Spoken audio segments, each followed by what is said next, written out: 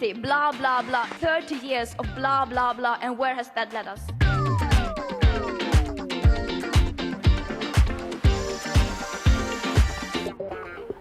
Welcome to Meaning It. Today, COP finally outed the elephant in the room, fossil fuels. It launched BOGA, the Beyond Oil and Gas Alliance, the first members of the world's fossil fuel rehab club. By 2050, the world can't afford to have extracted and burned more than 42% of our current proven oil reserves and 41% of our current proven gas reserves.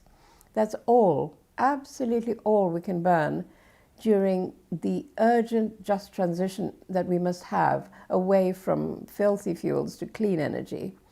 So we think this BOGA, Beyond Oil and Gas initiative, is so vitally important. We're giving the whole of today's show over to the press conference they held this afternoon. Now, at COP26, the need to phase out oil and gas is finally landing on the political agenda in response to the political courage and leadership of Denmark and Costa Rica and the significant work of a broad coalition of government and civil society stakeholders over the past weeks and months. So it is my privilege to introduce the co-chairs of the Beyond Oil and Gas Alliance, Minister Dan Jorgensen and Minister Andrea Meza Murillo, who will each give opening remarks. Thank you so much. I've really been looking forward for this day. It's such a pleasure to be able to announce an initiative that we hope will make a real and big difference. Our goal is not small. Our ambition is not modest. We hope that today will mark the beginning of the end of oil and gas. When I talk to scientists, citizens, and activists, they all want one thing more than anything else: bold and tangible action. Not talk, action. That is what the Beyond Oil and Gas Alliance is here to deliver. We, the 11 founding governments, have decided to move beyond oil and gas. This might sound like a straightforward course of action. After all, we are all charting a common course for net zero, and yet it is somehow provocative to state that we need to end our own production of fossil fuels. This effort, going beyond fossil fuels, will no doubt be hard, but we don't answer this call for the thrill of the challenge. We do it because we truly believe that we need to, because we're unwilling to accept the consequences if we don't, because the IPCC has sounded a code red for humanity, because there's no future for oil and gas in a 1.5-degree world. That is the bottom line of all major reports from the IPCC, the IEA, the UNEP, etc. In other words, the fossil era must come to an end. But just as the Stone Age did not end due to the lack of stone, the fossil era will not end because there's no more oil left in the ground. It will end because governments decide to do the right thing, because they decide to phase out the production of oil and gas. That is why we, together with our Costa Rican friends, decided to launch this alliance, BOGA, the Beyond Oil and Gas Alliance. As the first state-led initiative in this field, BOGA will bring the issue of production phase-out into the heart of the international climate discussion. It will set a clear direction for governments who are stepping up to lead on climate. The idea of production phase-out is not new. Others have produced the knowledge base and raised the awareness before us. BOGA is the natural extension of that work. Let me just very briefly zoom in on the Danish decision. Denmark is one of the largest oil producers in the EU. and we've decided to instate a 2050 deadline for phasing out production and to cancel all future licensing rounds. Now we extend the challenge to others. We invite you to lead in the fight against climate change with us, because the science has spoken, because the time for oil and gas is running out, because there's no planet B. Let us build a better world. Thank you very much.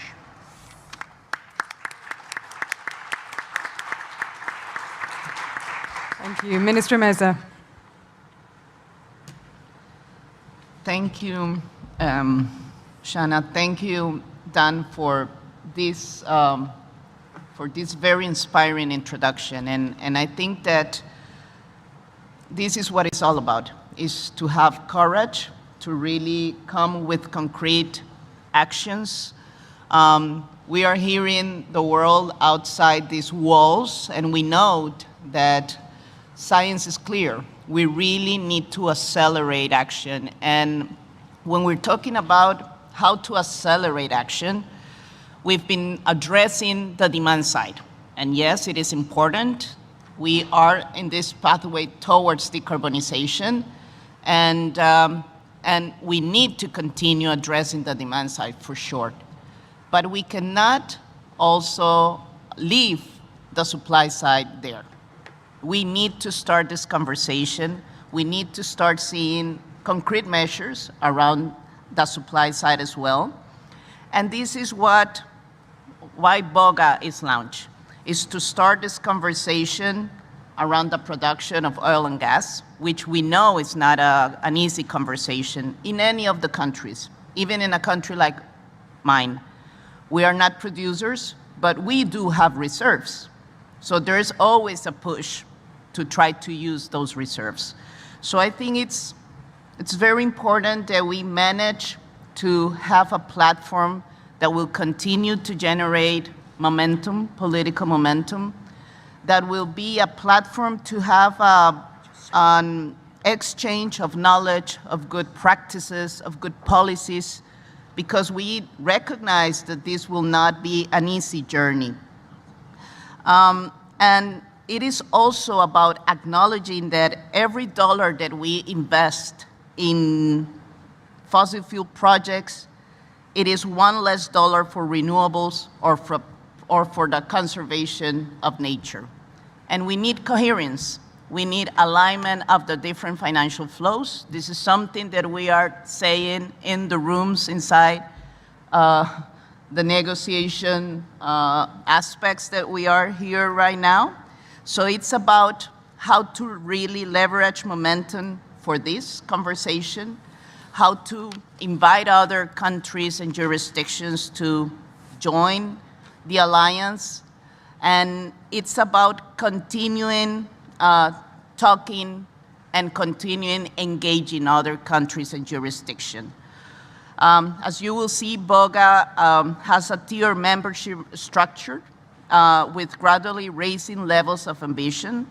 We have core members of BOGA that commit to end new concessions and licensing or leasing rounds for oil and gas production and exploration, and to set a Paris-aligned debt for ending oil and gas production and exploration in their jurisdictions. We also have associate members of BOGA that will have taken significant concrete steps that contribute to the reduction of oil and gas production. We have 5 specific criteria by which a member can join. And this is something that you can visit our website and see these specific criteria. And we also have friends of BOGA that are also governments and partners that can sign the declaration. And we know that we will be then doing this exchange of experiences, of learning, and we know then can be moving from one category to the other if we see that we are taking steps towards those ends. In our case, we ban fossil fuels by a decree to a moratorium on exploration and exploitation of fossil fuels almost 20 years ago. 3 governments has passed and we have maintained that decree, but we are seeing a lot of pressure right now for the exploration and exploitation. And for this reason, we are trying to pass a bill. So this is also one of the other elements that we're working on right now, to have and to be coherent with this 1.5 goal. So we're raising the bar of what ambition is, and we hope that we will be seeing other countries and jurisdiction and friends and private sector joining for this. Thank you.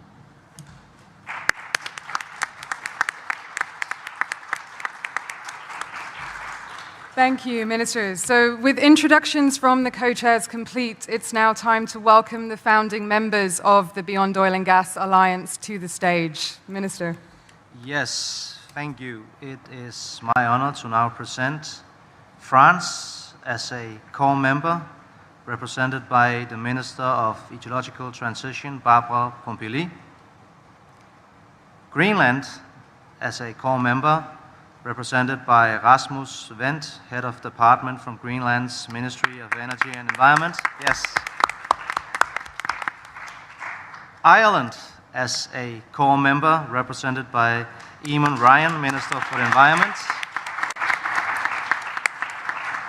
Quebec as a core member, represented by Kay Harrison, Climate Change Ambassador. And lastly, Portugal, represented as an associate member, represented by Ana Teresa Perez, Head of Delegation.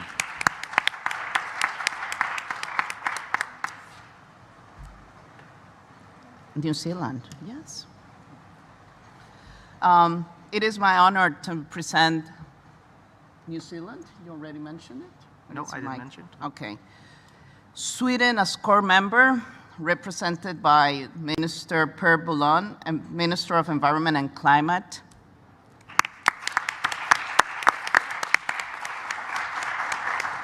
Wales as core member, represented by Lee Waters, Deputy Minister for Climate Change in Wales.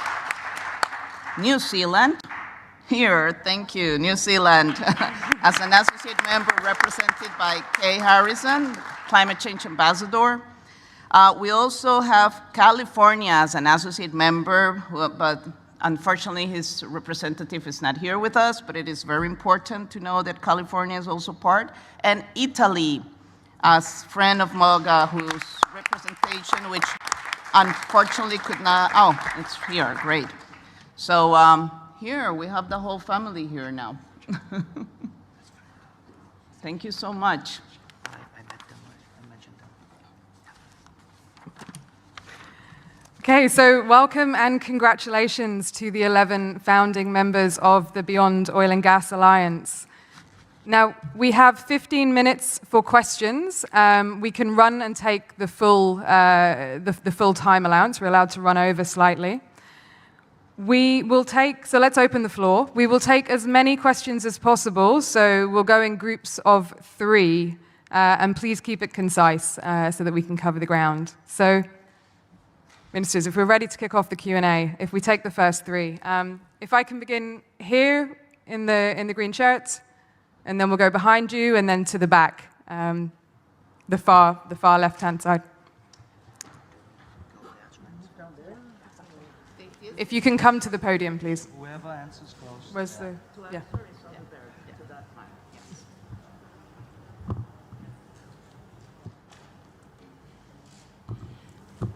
Thank you very much. Emily Beeman from the Press Association in the UK. First of all, could you just run through exactly who all the members are? Because I think I counted 12 there, and I think you said 11. So if you could just run through those again, that would be great. And then the second thing is, from our perspective, we're here in Glasgow in the UK, which is obviously a big oil and gas producing country, certainly has been in the past. Do you have a message to the UK? Do you want to encourage the UK to join? Thank you very much. Thank you, and if we can go immediately behind.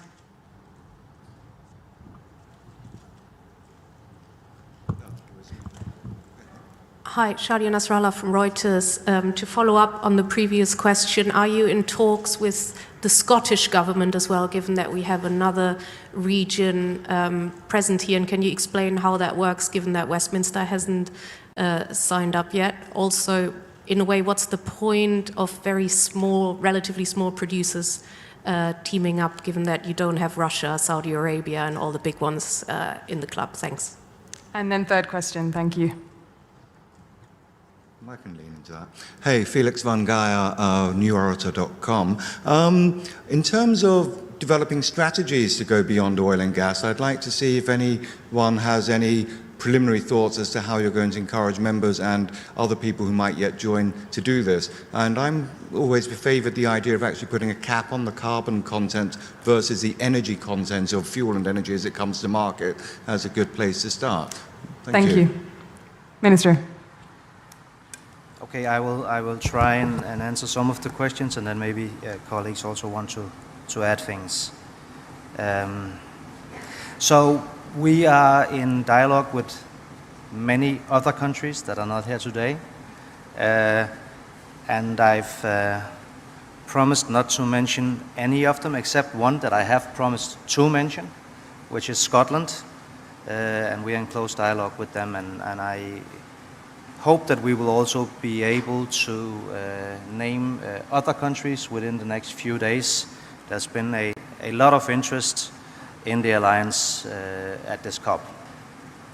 Now, it's important for us to say that we hope that this initiative will do exactly that, spark a conversation, hopefully inspire others, and that this alliance will grow. It should also be a place where we can discuss the strategies of then actually accomplishing a stop of oil and gas, because I think we all agree that a transition needs to be a just transition. So there's a need for a place where you can have the conversations about how to actually then make that. In my own country, Denmark, we've made this decision, but it hasn't been an easy one. It's been an expensive one, and it's been a decision that influences a lot of people. So for us, it's important to invest in the parts of our country that is affected by this. This means schooling, training of the people employed in the sector to get other jobs. It means investing in alternatives like renewable energy. In Denmark, for instance, offshore wind now has more than 30,000. We have more than 30,000 people working in the wind industry. And with regards to offshore wind, every time we establish new offshore wind of 1 gigawatt capacity, we estimate that that creates almost 15,000 jobs. Does anybody want to? Yes, Pierre? Well, thank you for the questions, Per Bolund, Minister for Climate and Environment from Sweden. And Sweden is joining this cooperation to show that the fossil era is, in truth, a parenthesis in time, and that the end of the parenthesis has to come in a short time. That is what science tells us, and that is what we need to act on. So Sweden is very proud to join this cooperation. And I think that we've all seen so many times during history that in order for things to happen, it takes someone to start acting, show that it's possible, showing that there is another way forward. And when that has been shown, when we know that there is an alternative to business as usual, then it's much easier for others to also join and adopt. For Sweden, we will have a legislation in place in summer next year saying that it will be prohibited by law to both take out gas, oil and coal from Swedish territory, but also to even search for gas, oil and coal on the Swedish territory. And we do that in order to really assure others and also assure ourselves and every member of the Swedish society that the fossil is not part of the future. It is the renewables that are part of the future. And every investment that we make has to make sure that that is the future we will pursue. And of course, we won't mention any specific countries or members, but we of course would encourage all other countries to join this coalition because we think that this is the path for the future that we as countries, but also the world as a whole, needs to take. Thank you. Thank you, Minister. Could I just, as the representative from Wales, the only part of the UK as a co-member, one of the reasons for joining is to encourage others to join with us. We'd already taken action to ban fracking and to stop coal production as one of the first countries to have formed the Industrial Revolution. And the point of this movement is to create momentum, to show that change is possible. And that regardless of what comes out of COP, this alliance shows that action is possible by governments across the world, regardless of any treaty he had agreed here. Thank you.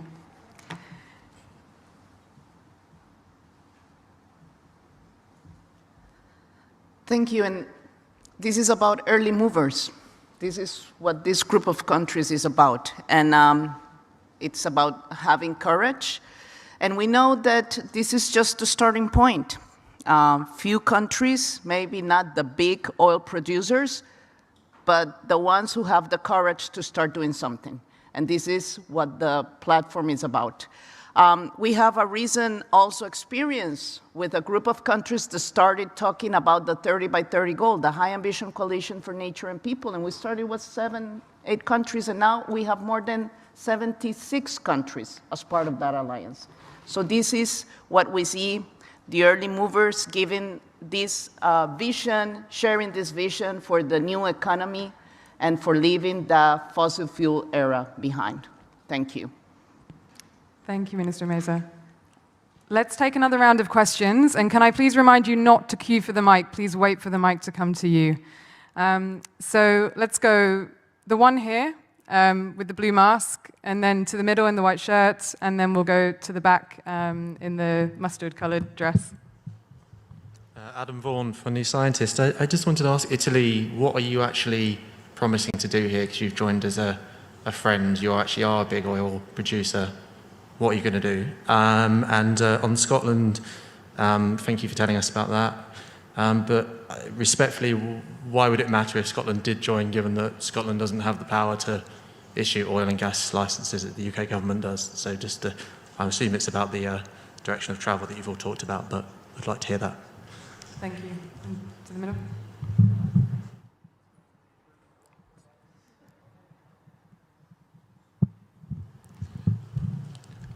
Hi, it's Ben Webster from The Times. As you all represent countries that still use oil and gas, are you not just making yourselves more dependent on imports by your commitments? Thank you. And over to the side here, please. Thank you. Hello, Audrey Garrick with Le Monde newspaper. Just to be sure, are you committed to end new license for production, including even in areas already explored? And second question, do you have an idea of the end for the production and exploration for fossil fuels, the end date you said you are going to set? Thank you. Thank you, Minister.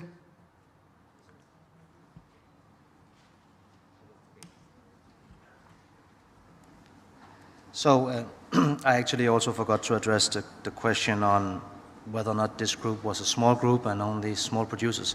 First of all, if you look at the countries combined, it is actually not fair to say that it's only small producers. I mean, my own country, Denmark, when we made the decision in 2019, that year we were the biggest oil producer in the EU.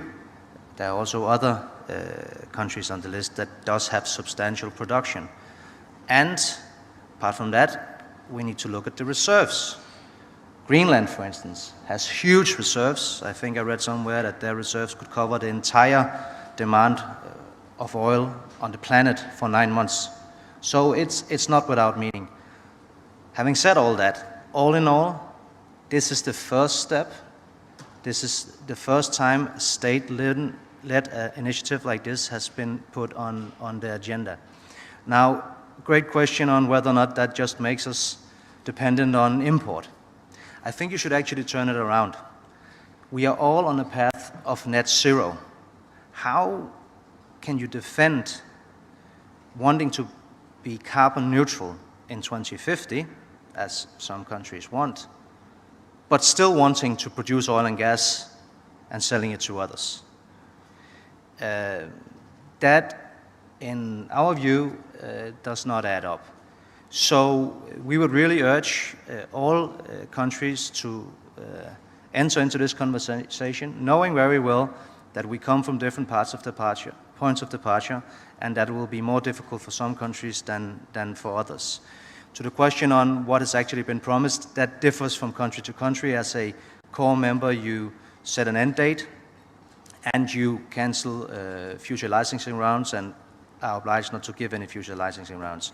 Associate members, they have made initiatives, taken actions towards this end, and friends are signing the declaration, supporting the ideas, and working on doing these things. Yes. Anybody Thank wants you, Minister. to? And we have 1 minute for any further comments before we move to a group photo. Any of you want to? There was a question about Italy, so thank you for the question. This transition is a grand transition of extreme complexity. We have to tackle the issue from all the sides, from all the points of view. And this alliance is a good forum where to discuss, to create synergy, to create momentum, to exchange ideas, develop best practices, choose together the way to go ahead.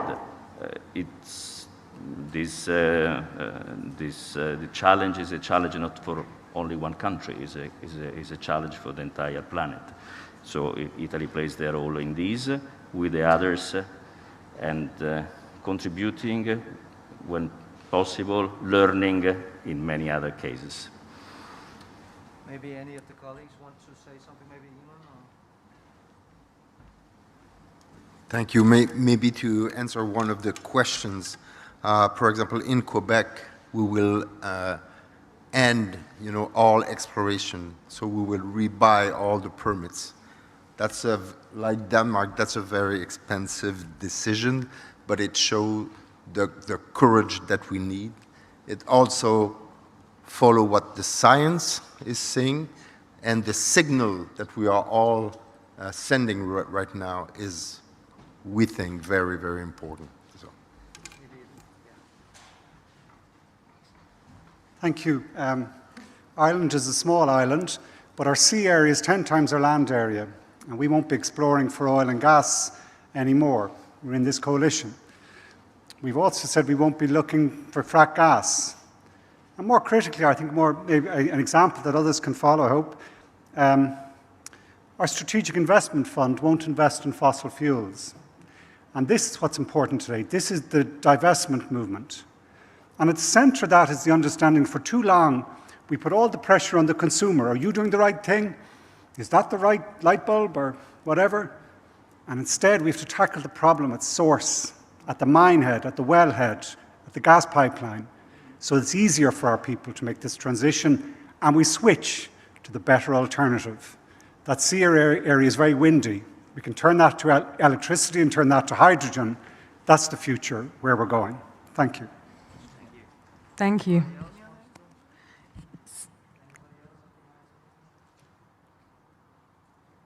Any final?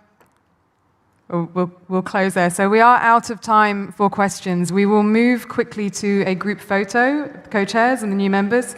Congratulations. And please stay with us. We have meeting rooms reserved next door, rooms 8, 6, and 2. And there will be a chance for further interviews and questions. Thank you all.